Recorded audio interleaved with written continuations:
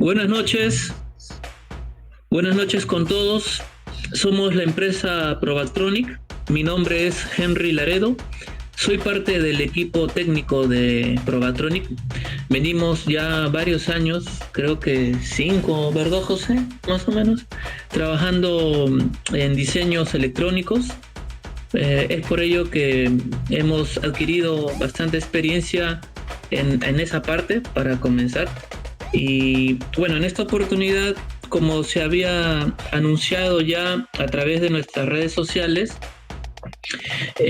vamos a hacer un seminario libre, ¿sí? Enfocado a la electrónica, y en esta oportunidad vamos a conversar sobre los MOSFETs.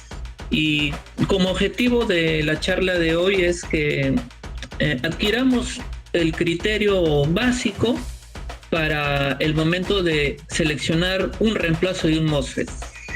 Esta primera charla que estamos ofreciendo va a ser parte pues de una serie más prolongada de otros videos, de otros seminarios de esta naturaleza, en la cual queremos compartir un poco la experiencia y obviamente también recibir de ustedes más adelante. Al final de la charla ya podrán abrir sus micros para conversar un poco, o si tienen alguna consulta o algo que requieran aclarar, o quizás un tema que quisieran que de repente expongamos, y si está en nuestra capacidad de poder ofrecerlo, genial.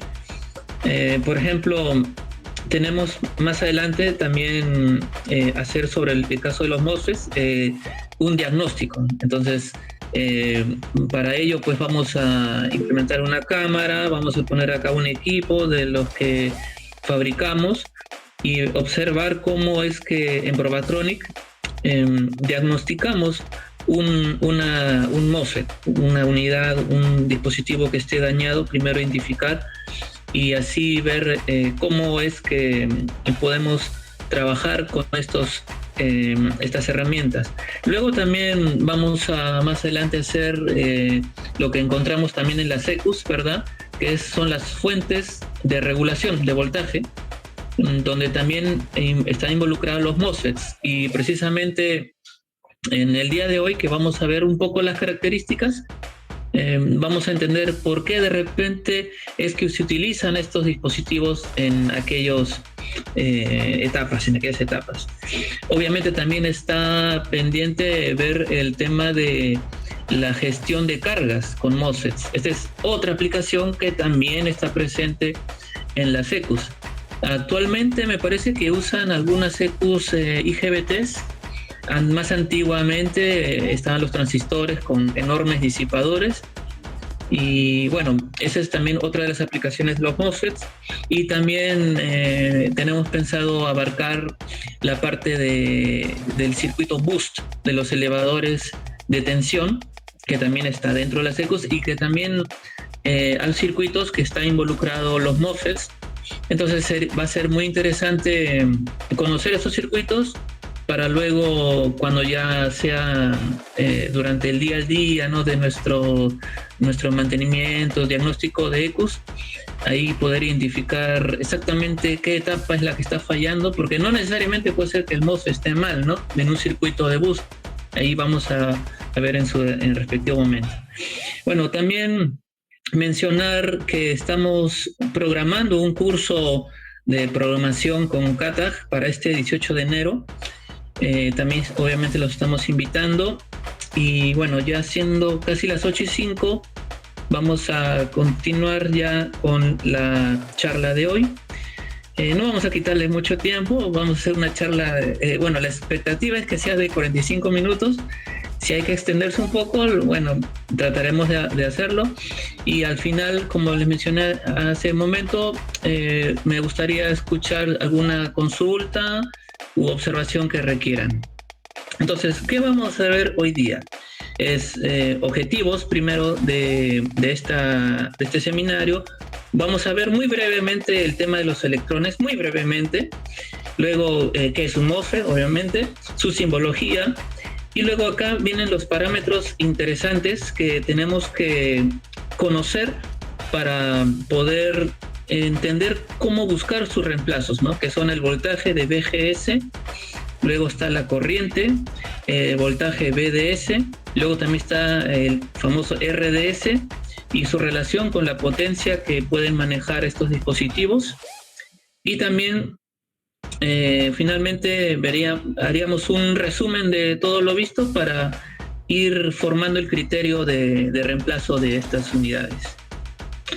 Entonces, bueno, el objetivo básico es cuando encontramos pues un MOSFET quemado, pues, ¿no? En la EQ, ¿cierto? Nos ha pasado muchas veces en el día a día del diagnóstico, cuando el cliente llega, me está fallando tal etapa, abrimos la EQ, sentimos el olor a quemado y pues encontramos ahí un par de dispositivos chamuscados.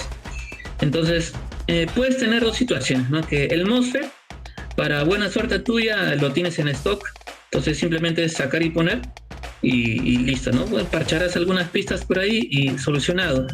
Pero también puede suceder que no tengas la parte, ¿no? Que no tengas el mismo código de MOSFET. Entonces, en el tratar de aventurarte por reemplazar un MOSFET por otro, puedes incluso dañar aún peor la EQ, la unidad, o quizás llevarte el mismo microprocesador o alguna otra etapa driver y sería eso pues aún peor para nuestros clientes y peor aún más para nuestra reputación como taller. Entonces hay que tener un criterio al momento de hacer estos reemplazos de MOSFETs. Ahora, de todas maneras es importante conocer estos parámetros, no solamente como para un perfil de un diseñador electrónico, sino también como lo que nosotros nos desempeñamos, ¿no? Que es el diagnóstico y reparación. ¿Okay? Entonces estas eran unas capturas que habíamos obtenido de nuestro día a día. En electrónica, los electrones son las partículas responsables del flujo de corriente en un circuito. En semiconductores como los MOSFETs, el comportamiento de los electrones es controlado por campos eléctricos generados por voltajes aplicados sobre todo en el gate. En un MOSFET, por ejemplo, de canal N, los electrones son los principales portadores de carga que permiten la conducción entre los pines de drenaje y el pin de fuente o el source. Entonces, dentro ya de lo que es la estructura del MOSFET, más adelante vamos a ver que tiene unas capas ya que van a permitir precisamente el pase de corriente de forma controlada a través de voltaje. Esa es una de las diferencias que tiene con los transistores, por ejemplo, quienes se les conoce que que controlan corriente a través de corriente, pero en el caso del MOSFET permite controlar corriente a través de voltaje. Ahora, el MOSFET, como lo vemos acá, tiene 3 pines. A veces, dependiendo del encapsulado, vamos a encontrar un cuarto pin que se le suele llamar tap o pad, que es simplemente la misma conexión del drain. Entonces es como que tuviera 3 pines. Tiene un gate que vendría a ser como la base de los transistores, si es que ahí se ubican un poco. Luego tenemos el drain y el source, ¿ok? Entonces, si leemos acá un poco, algo rápido nada más, una definición corta. Un MOSFET es un transistor de efecto de campo metal óxido semiconductor. Ahora, esto de acá, si lo leemos en inglés, que sería Metal Oxide Semiconductor Field Effect Transistor, precisamente si observamos las siglas MOSFET, forman la palabra MOSFET. Entonces, si en alguna oportunidad se preguntaron qué significaba MOSFET, de ahí viene de esa terminología en inglés, ¿no? Metal Oxide Semiconductor Field Effect Transistor. Y bueno, como bien dice ahí, la descripción breve, se utiliza para amplificar o conmutar señales electrónicas. Entonces, luego vamos a ver que el MOSFET tiene en sus curvas de trabajo 3 regiones. Luego vamos a ver más adelante eso de acá. Acá pues está su simbología, que también ya la deben de haber visto bastante en diagramas. ¿no? Ahí está el gate, como les mencionaba, que era como la base en los transistores. Luego tenemos el drain, que sería el colector, lo que va, digamos, hacia la energía, y el source, que sería lo que hacia dónde queremos llevar la energía, ¿no? Suelen tener un diodo de protección. Ese es el diodo que ven a la derecha grande, dibujado. Ese es un diodo de protección, ya, contra corrientes parasitarias. Luego, acá es lo que les quería hacer ver, de que, ¿por qué les mencioné los electrones al comienzo? Porque el MOSFET precisamente tiene ahí en el medio, donde ven la letra G, que es el gate, ven esa zona ploma como una barra, ¿ya?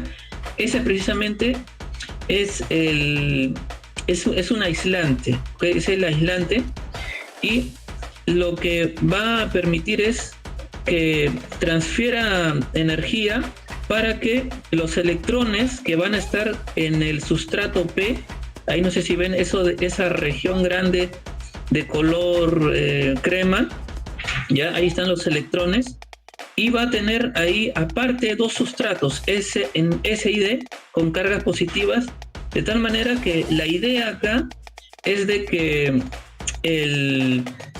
en el gate apliquemos energía para que se forme un puente entre el sustrato S, entre el pin S y el pin D. O sea, en este momento no hay puente, ¿no? Es como que estuviese circuito abierto, no hay flujo de corriente. Entonces, aplicamos tensión en el pin G, en el gate, en la entrada del MOSFET, y según la intensidad de ese voltaje, o sea, tú puedes poner de repente 1 voltio, ¿ya? Entonces se formará un puente muy débil, con lo cual implicará que el pase de corriente será sumamente limitado. Pero si en eso aplicas, digamos, un 12 voltios en el gate, entonces los electrones serán atraídos con mayor fuerza, formando un puente y permitiendo un pase mayor de corriente entre el pin S y el pin D. ¿Okay? Entonces, ahí venía un poquito la introducción con electrones. Acá está, por ejemplo, lo de las regiones que les quería mencionar. Tenemos 3 regiones, aunque ahí vemos 2. La tercera, que es con la que, mejor dicho, la primera región, por decir así, sería la de no conducción, que sería simplemente cuando no hay corriente, ¿ok? Esa es una primera situación del MOSFET, una primera condición. Luego tenemos otra región que es la famosa de color verde, que es la famosa región resistiva o lineal, ya que se utiliza sobre todo en amplificadores. Y con la que vamos a tener nosotros más contacto, al menos en las ECUs, es con la región esa de color palo rosa, que es la región de saturación, que es precisamente donde residen las aplicaciones como conmutación, y de la conmutación se subdivide el switcheo, por ejemplo, de fuentes conmutadas, tanto para regulación de voltaje como también para las etapas de elevación de voltaje, o sea, el famoso boost, ¿no? Cuando dispara ahí sus cargas. ¿Ya? Entonces, esa es un poco la explicación de qué hace el MOSFET, qué es un MOSFET en general, ¿verdad? En general. Ahora, acá estamos apreciando algunas primeras letritas, ¿no? Por ejemplo, por la izquierda, en el eje vertical tenemos una ID, que se refiere a la corriente de drenado. Luego, abajo en la horizontal, vemos un VDS, que refiere al voltaje de drenador source. Y luego, ahí vemos unas rayas naranjas, ¿cierto? Que tiene la letra VGS, ya que refiere al voltaje de gate source. Ahora vamos a ver un poco qué significan estos términos, y precisamente estos 3, bueno, aunque falta acá mencionar al RDS, serían 4, son los que te van a permitir definir un buen criterio al momento de seleccionar un reemplazo para un MOSFET, en caso sea necesario. También cabe mencionar que los MOSFETs en el sentido de su simbología, vienen en dos tipos, ¿no? Canal N, que es el bastante más común utilizado y que encontramos en las EQs, y canal P, que también puede aparecer, ¿sí? Entonces, imagínate que en la EQ tú encuentras un MOSFET, alguien te dijo que era un MOSFET, pero no te dijo si era canal N o P, ¿no? Y puede ser de que, como nos ha sucedido a veces, viene tan chamuscado el MOSFET que de repente ni el código se ve, ¿no? Entonces ahí tienes una complicación, ¿no? Entonces, si te aventuras por reemplazar uno por otro inmediatamente, puedes tener ahí un problema. Lo que se suele hacer, por ejemplo, cuando tenemos esa situación, es ubicar una EQ, no importa si es de segunda, si está reparada, pero ver que sea la misma hardware, la misma placa, y encontrar el código. Ahora, puede ser que esa EQ esté sana, esté bien, o incluso que no sea tuya y no vas a sacarle el MOSFET, ¿verdad? Pero al menos ya sabes el código. Entonces, buscando en internet, puedes averiguar si es canal N o canal P. Y luego de eso ya buscar su equivalente. Bueno, si tiene alguien el stock, genial, ¿no? Pero puede pasar que no haya stock a pesar de todo eso. Entonces vamos a pasar ahora a analizar o a entender, a conocer qué es el voltaje de GS, ¿ya? De Gate Source. O sea, el voltaje que está presente entre la compuerta G, acá el pin G, y el pin S. Entonces, a eso se refiere el voltaje GS. Y bueno, la teoría dice, el voltaje GS, entre paréntesis TH, es el mínimo voltaje entre la compuerta y la fuente, necesario para que el MOSFET comience a conducir corriente de manera significativa. Típicamente unos pocos microamperios. Indica el inicio de la zona resistiva, pero no garantiza una conducción eficiente. Entonces, si volvemos al gráfico de acá, que es bastante más sencillo de revisar, dice, el voltaje de VGS ya tiene un voltaje específico que entre paréntesis se llama TH, ¿no? Esta TH, que viene en VGS, entre paréntesis TH, viene del término threshold, ¿ok? Entonces, ese voltaje límite, ¿ya? Es el que va a indicar el inicio de la zona resistiva, o sea, cuando nacen estas curvas naranjas, ¿ok?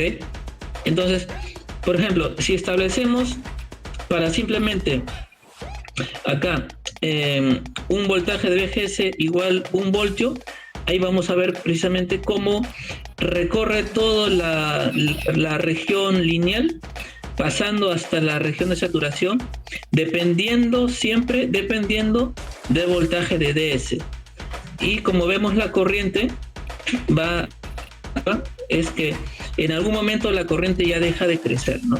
Entonces, este valor es muy importante porque, ¿qué sucede si tú tienes de repente un MOSFET con un voltaje de GS, digamos de 5 voltios, ¿ya? Digamos de 5 voltios, ok, listo, está funcionando en la EQ, todo excelente, y en eso se malogra, ese MOSFET se malogra. Recuerda que su voltaje mínimo de disparo threshold es 5 voltios, se malogra, y tú o alguien, ya, otro técnico, simplemente por no conocer, reemplaza eso y le pone otro MOSFET que le dijeron, sí, ese es de potencia, va a aguantar, ¿ya?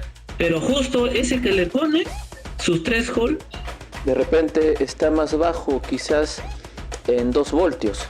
Entonces, ¿qué va a pasar? Que de repente ya no dispara la unidad, ya no, la etapa que habías puesto ahí, como estaba pensado para que tenga un voltaje mínimo de 5 voltios, quizás ya no trabaja, ¿ok? Entonces, ahí tenemos que tener mucho cuidado precisamente en hacer estos reemplazos sin considerar los parámetros de trabajo del MOSFET, ¿ok? Eso siempre es importante tener cuidado. Por ejemplo, en el caso del IRFP 460, que es un MOSFET clásico que venden en Paruro, él tiene, por ejemplo, su VGS TH, o sea, su threshold, entre 2 y 4 voltios, ¿no? Entonces, ahí tenemos que, si queremos reemplazar esto, tenemos que buscar algo que tenga al menos el threshold en esos parámetros. Pero igual no es el único parámetro que tenemos que considerar, ¿no? Por ejemplo, en los datasheets de los MOSFETs te vienen este tipo de gráficas, ¿no? Esas gráficas se les conoce como gráficas logarítmicas y simplemente se utilizan estas gráficas porque necesitan mostrar información con cambios bruscos, ¿ya? Porque si los mostraran simplemente en una cuadrícula regular, digamos como siempre lo hemos visto, no veríamos grandes cambios en las curvas, ¿ya? Entonces, básicamente es lo que se refiere a eso. Pero igual, si vemos en el eje horizontal, vamos a ver que empieza en 4, ¿no? El eje de abajo. El eje de abajo empieza en el valor 4, que se refiere al voltaje de GS, el mínimo, ¿no? El threshold. Y que eso responde precisamente a lo que su datasheet indica, ¿no? Que está entre 2 y 4 voltios. Bueno, ahí lo dibujaron a partir de 4 voltios. Entonces, ahí a partir de 4 voltios donde empieza la región resistiva, o sea, la parte curva, y ya más adelante se satura, ¿no? Y se vuelve la corriente ya una línea, como si fuese una corriente constante. Entonces, si acá, bueno, es otra forma también de verlo, es similar, ¿ok? Entonces, todas estas formas de gráficas lo vamos a ver en los datasheets, ¿ok? Entonces, otro parámetro que tenemos que conocer, además del voltaje VGS, es el tema de la corriente versus el voltaje de DS, ¿ok? Entonces, por ejemplo, siguiendo hablando del IRFP 460, dice que el VGS de threshold TH está especificado en el rango de 2 a 4 voltios, ¿no? Como hemos visto en el datasheet. Esto significa que el MOSFET comenzará a conducir una corriente mínima ID, o sea, es la corriente de drenador, cuando el voltaje entre la compuerta y la fuente esté dentro de ese rango. Sin embargo, por una conducción eficiente, generalmente necesitas un VGS mayor. Entonces, cuando necesitamos mover cargas de mayor corriente, el VGS, obviamente, 4 voltios, tendrías que aplicarle por lo menos 12, ¿no? Entonces va a depender de la corriente que quieras mover, que quieras que pase por el MOSFET para seleccionar el voltaje de VGS que vas a aplicar entre la base y el source, entre el gate y el source del MOSFET. Y eso lo vas a determinar según acá, ¿no? Las curvas que te da en la hoja de datos de cada MOSFET. ¿Ok? Entonces, acá, por ejemplo, ¿qué tenemos? Entonces, el VGS de TH define el punto de transición donde el MOSFET empieza a conducir corriente. Entonces, eso es ya lo que estamos hablando. Luego, la corriente de drenación depende de cuánto VGS supera a VGS TH, ¿no? O sea, el voltaje de VGS TH, como les menciono, es un dato que te da el datasheet. En el caso del MOSFET 460, vimos que era 4 voltios. Entonces, si tú le aplicas 10 voltios, va a conducir, ¿no? Va a conducir más corriente. Pero si le aplicas menos, de repente 1 voltio, no va a hacer nada el MOSFET. Pero sí hay MOSFETs que sí disparan desde 1 voltio, pero tienen otras características. De repente el manejo de tensión, perdón, el manejo de tensión quizás es menor, o el de corriente. Luego tenemos otro que dice voltaje DS afecta ID en la zona resistiva, pero tiene poco impacto en la zona de saturación. ¿Okay? Entonces va a depender de la aplicación. Si el MOSFET lo están usando para amplificación, por ejemplo en el caso de los sistemas de audio, el VDS sí es un parámetro a considerar con mayor recelo. Pero si es para etapas de conmutación, como lo que más se usa en las EQs, más nos va a importar el VGS y el ID. Pero además de esos parámetros está una resistencia interna que está en el MOSFET, que se suele llamar RDS, y está relacionado con la gestión de la potencia que puede llevar el MOSFET. Entonces, ¿qué dice la teoría? Pues rápido nomás. El RDS es la resistencia entre el drenaje y la fuente cuando el MOSFET está completamente encendido, o sea, cuando está en modo saturación. Y cuando está en modo saturación, ¿verdad? Es precisamente la zona donde están las aplicaciones que se usa el MOSFET en las ECUs, que son la de conmutación para sus fuentes o para manejar cargas. ¿Ok? Entonces, por ejemplo, esto es dato, ¿no? En el caso del IRFP 460, vamos a ver cómo es su RDS. Es dato del datasheet que su resistencia es 0.27 ohmios. 0.27 ohmios. Si lo quieres ver en miliohmios, sería 270 miliohmios. Eso es dato del datasheet. O sea, el fabricante, cuando diseña su MOSFET, pone ahí una resistencia y te dice el valor que lleva esa resistencia en el datasheet. Y ahora tú dirás, ¿y para qué necesito ese valor? Pues para calcular cuánta disipación de energía va a tener ese MOSFET, y dependiendo del tamaño de bateaje que te va a formar con cierta corriente de paso, posiblemente requieras ponerle un disipador, ¿no? O un ventilador por último, ¿no? Algo más exagerado. Entonces, acá haciendo un ejemplo, estamos poniendo que queremos que pase por el IRFP, por el 460, 10 amperios, ¿no? Entonces, haciéndole ahí la formulita que es corriente al cuadrado por resistencia, tenemos 27 vatios, que es bastante energía calorífica que va a desprender el MOSFET. Entonces, en pocas palabras, este MOSFET, para 10 amperios, tendrías que ponerle un disipador enorme, similar al que usan los transistores. Quizás este lo podrías manejar menos, ¿no? Para cargas bajitas de 2, 3 amperios a lo mucho, ¿no? Para que no requieras ponerle un disipador.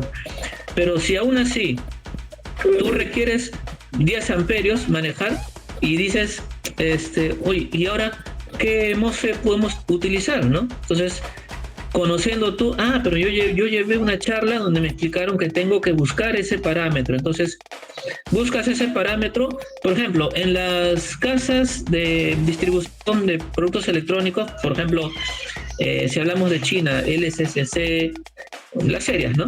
O si hablamos de Estados Unidos, Mouse o DK, tú puedes buscar los MOSFETs filtrando por parámetro de resistencia RDS, ¿ok? En las webs de las tiendas que venden electrónica, al menos en internet, te permiten filtrar los MOSFETs por la resistencia DS. Entonces tú dices, sacan su cálculo, ¿no? Entonces, por ejemplo, este MOSFET IRLB8721, su datasheet dice que tiene un RDS, mira, de 0.0087 ohmios.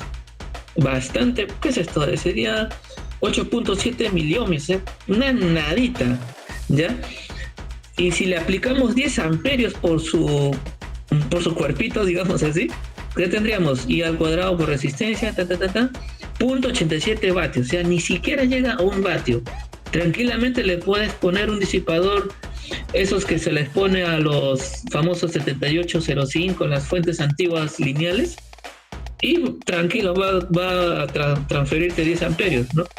Ahora habría que ver luego el voltaje que puede soportar. De repente a lo mucho puedes gestionar 12 voltios, 5 voltios, pero ya, son detalles que ya tendríamos que ver después. Pero a lo que quiero llegar es que conozcan estos parámetros, porque todos impactan luego en el circuito donde reside el MOSFET finalmente. Entonces, para resumir, ya llegamos casi al final. Criterios de reemplazo, ¿no? ¿Qué tienes que conocer o considerar para reemplazar un MOSFET por otro sin digamos así, morir en el intento? Entonces, primero tienes que considerar la tensión máxima de drenaje fuente, el famoso BDS, ¿ya? Que tiene que ser, mira, igual o mayor al original, ¿ok? Entonces ahí tienes un primer dato. Luego viene la corriente máxima de drenaje. Eso también, eso ya es más obvio, ¿no? Que tiene que ser igual o mayor a la requerida en el circuito por por el MOSFET que se quemó. Luego está el RDS. Este puede ser similar o menor. ¿Ah? Ya no estamos hablando de mayor, ¿eh? Este tiene que ser similar o menor para minimizar pérdidas. Obviamente, si le pones uno con RDS menor, incluso de repente ya ni va a calentar menos el MOSFET. Pero si le pones uno que justo no te fijaste y le pusiste con RDS, no sé, pues te digo un número horrible, ¿no? Un ohmio, de valor un ohmio, ese MOSFET de repente frente a ti en banco te va a funcionar, se va a poner tibiecito, pero cuando el cliente ya lo instale y lo use ahí durante más de una hora manejando el carro, plum, va a explotar, va a chicharrarse horrible ese MOSFET, va a regresar molesto, ¿no? Contigo. Luego tenemos el BGS-TH, ¿no? Que vimos que era el límite a partir del donde empezaba a conducir el MOSFET corriente. Entonces tienes que considerar el voltaje GS-TH y voltaje de compuerta GS que sean compatibles con el circuito de control. Ahí tenemos que considerar aquello. Y bueno, como cosa adicional, características térmicas, ¿no? Por ejemplo, que tenga obviamente el mismo encapsulado, los pines que sean compatibles para que no tengas que estar cruzando cables, ¿sí? Eso también es muy importante. Adicional a esto, les quería compartir una página web que acá solemos utilizar bastante cuando nos llega un MOSFET con un código así desconocido, no comercial, que la mayoría de veces es la que sucede, y lo buscamos en alltransistors.com. Ojalá ellos escuchen esto y nos manden un yapecito, que le estamos haciendo publicidad gratis. Entonces, cuando tú ingresas a esta web, te sale, ¿no?, un buscador de MOSFET. Entonces tú pones ahí tu MOSFET, ¿no? IRF460, pum, y te bota, mira, plum, todas las características que están de acuerdo al datasheet, ¿eh? No están variados. Y también tienes el datasheet para bajar, para que veas obviamente el diagrama, ¿no? Si el pin G está donde está el otro pin G del que quieres reemplazar, digamos, ¿no? Entonces ahí te da todos los parámetros. Bastante práctico para que, digamos, también a veces el datasheet entre fabricante y fabricante no ponen las mismas cosas en el mismo lugar y es un poco tedioso encontrar los parámetros. Y también tiene un cross-reference, o sea, una referencia cruzada para que tú ingreses los parámetros que te importen. Por ejemplo, acá puedes poner el voltaje DS, voltaje GS, voltaje GS-TH, la corriente de drenación, el RDS, hasta puedes ponerlo. Le das buscar y te ayuda buscando similares, pero igual no vas a agarrar tú el primero que te salga, ¿verdad? Tienes que evaluar si es compatible siguiendo estos criterios, ¿no?, que ya hemos tratado en la charla de hoy día. Bueno, ¿qué hora es? Bueno, cumplimos el tiempo para no quitarles mucho más de la noche del viernes a ustedes. Más que nada, terminar diciendo que, bueno, estamos lanzando el curso CATAG para este 2025. La clase grupal va a empezar el 18 de enero. Ahí tienen el contacto, ahí pueden escribir. José, encantado, les va a ir respondiendo cualquier consulta, duda del curso. Y si quieren algo personalizado, también podemos ahí ofrecerles, obviamente con el horario convenir y como ustedes se sientan más cómodos. Entonces estaremos en contacto, maestros. Estamos muy agradecidos por su asistencia, no esperábamos, ¿verdad?, tanta gente. Bueno, lo que sí esperamos es que vuelvan a venir a la siguiente sesión. Y bueno, estamos en contacto. Muchísimas gracias y tengan todos muy buenas noches. Hasta luego.